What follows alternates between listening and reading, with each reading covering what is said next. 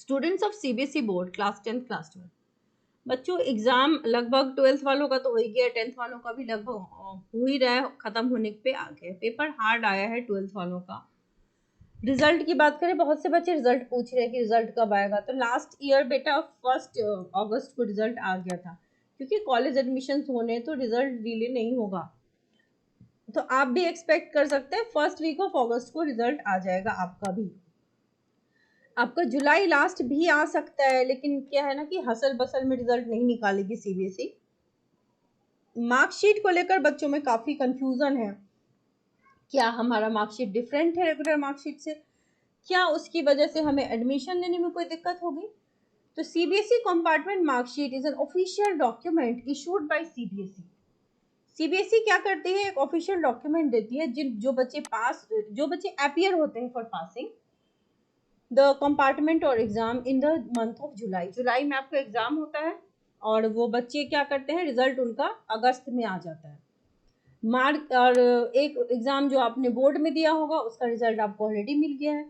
तो मार्कशीट जो रेगुलर होती है, ये मार्कशीट कब मिली हमें? जब students receive this after passing all the subjects in the main board exam generally conducted in Feb March. और कंपार्टमेंट की मार्कशीट एक अलग मार्कशीट है। ये कब मिलती है? जब कोई बच्चा फेल हो जाए 1 या 2 सब्जेक्ट में और फिर दोबारा अपीयर हो। If the student passes the compartment, फिर उनको एक सेपरेट मार्कशीट इशू की जाती है सिर्फ उस सब्जेक्ट के लिए। ठीक है, याद रहे, सिर्फ उस सब्जेक्ट के लिए।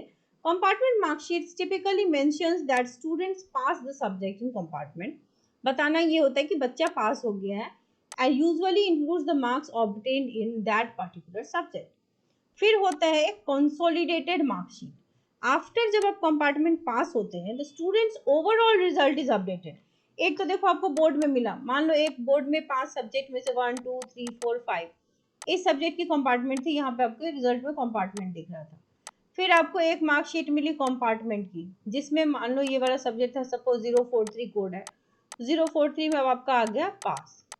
तो अब आपको एक फाइनल मार्कशीट मिलेगी, कंसोलिडेटेड मार्कशीट, जिसमें ओवरऑल इसके भी 4 सब्जेक्ट्स के मार्क्स होंगे और ये वाला रिप्लेस होके यहाँ आ जाएगा।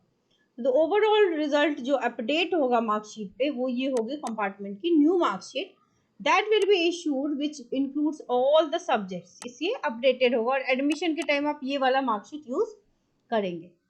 अब क्या डिफरेंस होता है ओरिजिनल मार्कशीट और कंपार्टमेंट की मार्कशीट में?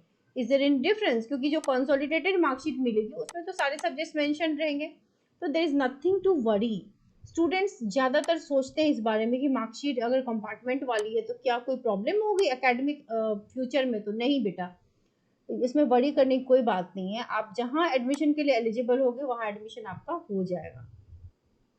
देर इज नो सिग्निफिकेंट डिफरेंस, कोई खास डिफरेंस नहीं है। एक ही डिफरेंस है डेट ऑफ इशू का, वो बस डिफरेंट होता है कि जब जुलाई वाला एग्जाम होता है तो सॉरी, जब आपको फेब मार्च वाला एग्जाम होता है तो मई जून में आपकी रिजल्ट आ जाती है, लेकिन अभी अगस्त में होगा तो उसका जो आपका रिजल्ट आएगा वो भी अगस्त में आएगा। फॉर्मेट सेम होगा। सो आई होप किसी को कंफ्यूजन ना हो।